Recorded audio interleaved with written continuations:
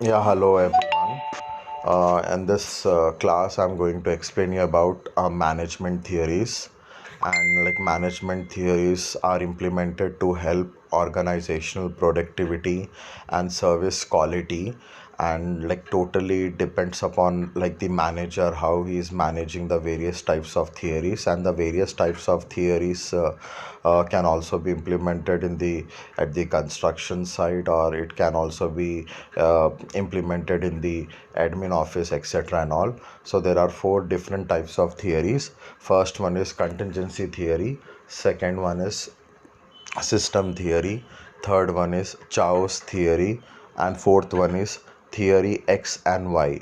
So coming to the contingencies theory, this theory asserts that managers make decision based on the situation at hand rather than one size fit its all method. So what is this actually? What is like one size fits at all method? So in this, at crucial point of time, manager is the responsible person. He is the key person to take the decisions. He and that decisions may be positive or it may be a negative, because like if he's taking a positive decision, then obviously like I mean, if any dispute is there between the contractor and the owner, and if he's taking a very positive decision like compromising the parties, both the parties, then that decision will be fruitful. If he's going for a negative decision and all, if he's leaving a penalty of going for liquidity damages and all, then that obviously creates a disputes between the owner and the contractor. So at this case, management plays a very key role. He should have a leadership quality, which includes the participation from the workers, as a leader takes the decision. In the same manner, like project manager also plays a very important role in contingencies theory. So moving on to the second system theory. In this system theory, management who understands the complete construction system, and that complete construction system is broken into different phases, like phase 1, phase 2, phase 3, phase 4. In all the different phases, he will be monitoring the workers, how a worker in a sense like labor, supervisors, masons, men mazdurs, women mazdurs, coolie, affect the systems around them. So a system, it should be made in a such a way that variety of parts that work together to achieve a goal. So he has allotted some workers to phase 1 job, to phase 2 job, phase 3 job. So ultimately, a manager is the responsible person. Continuously monitoring and continuously coordination should be there, and he should see that work is going very smoothly, work is going as per the planning and scheduling, and at the end he need to see that whatever the target which he has given to his site team, that need to be achieved, a goal.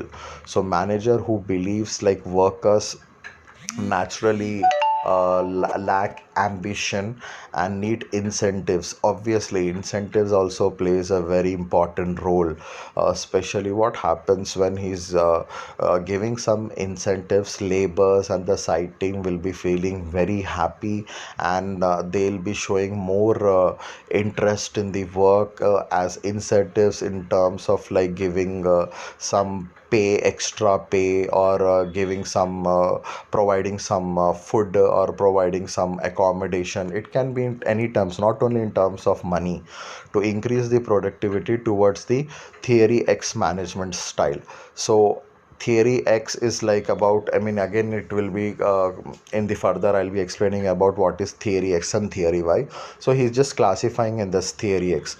Theory Y believes that workers are naturally driven and take the responsibilities, while manager who believes in theory X value often used an authentication style of leadership. Theory Y encourages participation from the worker. So the manager is just differentiating between theory X and theory Y. He's saying that theory X is having a leadership quality, and theory Y is telling that continuously monitoring and encouragement should be given to the workers. This is the basic difference between theory X and theory Y.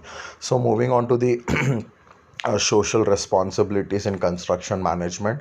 Like social responsibilities promotes the concept that a business need to be run very smoothly, and business publicity need to be done, different advertisement need to be done, so that he gets the more business, more projects, and at the end the main aim is, the main goal of the manager is to generate a profit for its owner, isn't it? For any business, like social responsibility can mean any kind of a charity or following environmentally sound practice such as recycling for the construction industry.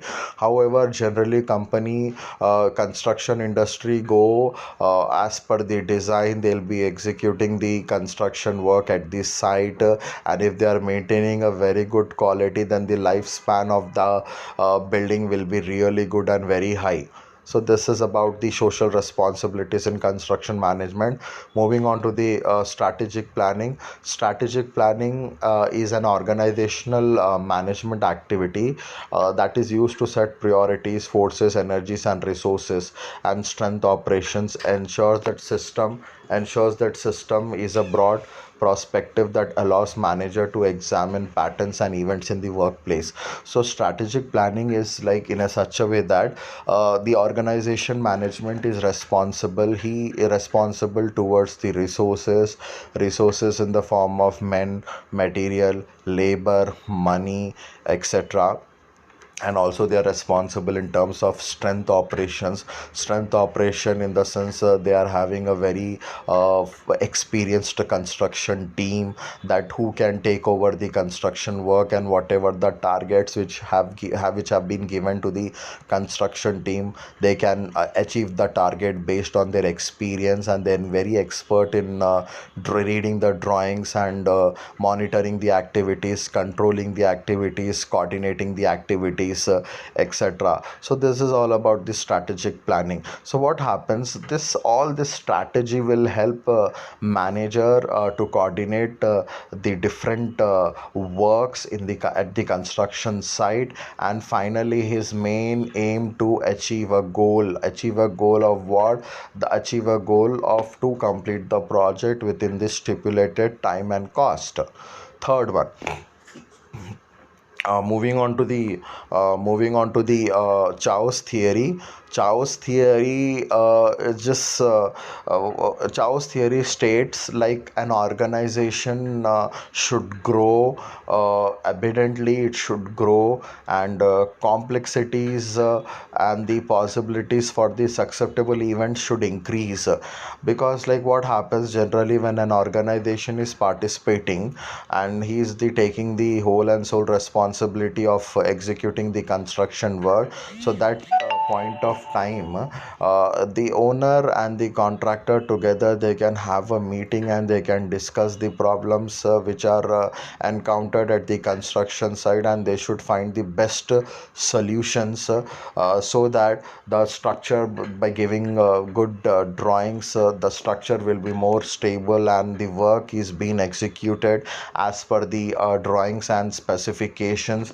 And generally this systems like continues to evolve and change, and it grows when the organization is grows, and when it is recognizing the changes and whatever the modifications need to be done, like it should be controlled at the initial stage.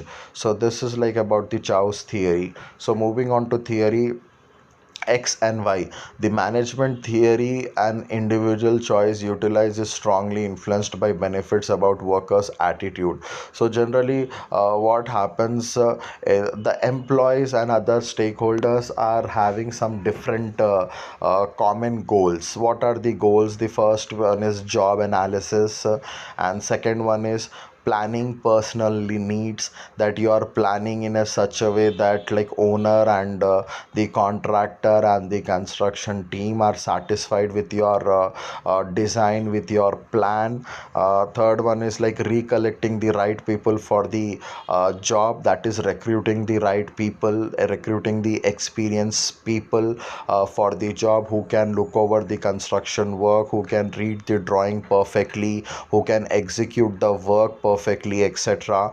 Going for the orientation and training, if you are recruiting freshers, then that point of time the management will be organizing some staff recruitment courses, some training programs and all, in which the project manager is responsible to monitor and control the participants.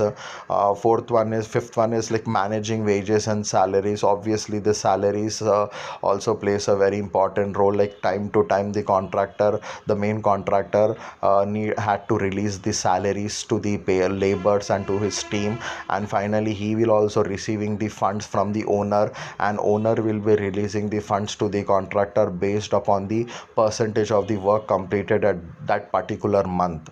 And going for the providing benefits and obviously incentives, and going for the evaluating the performance. Obviously the performance is also being evaluated by the project manager of the all employees monthly wise, and so that if their performance is really very good, then there is a chances of getting increment even after completion of the 3 months.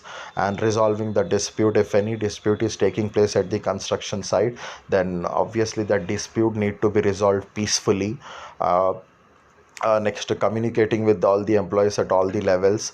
Like he'll be having a meeting, a common meeting, in which the top management to the bottom management, I mean to say, is like from the project manager will be there, followed by the project engineer, senior engineer, junior engineer, trainee engineer, supervisor, etc. So altogether they'll be having a meeting and they'll be discussing the remedial measures based upon the problems which is encountered at the construction site. So now moving on to the implementation of the strategy. The strategy can be implemented in 4 different ways.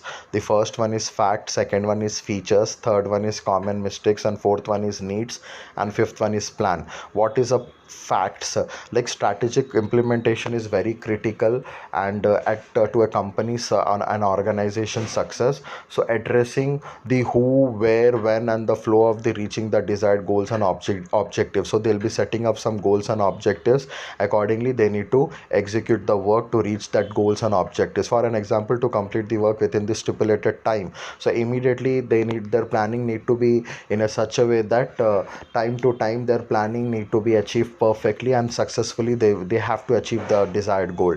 Going to the futures is like the plan in which like you'll be having a visible leaders such as the CEOs, project managers, etc. And these persons will be the responsible person, and they'll be communicating the bottom management. Going on to the common mistakes, a very common mistake in strategic management is not developing the ownership in the process. Obviously if it is not level up, what is happening? A lack of communication gap should not be there. If communication gap is there between the top management to the bottom management, then this will be having a common pitfalls in the common mistakes. Going to the needs, to successfully implement the strategy, like you need to monitor, you need to plan, you need to make sure that resources are available at the construction side. You need to see that laborers are continuously working without wasting the time. So all these things management need to go for it. I mean perfectly they need to check it.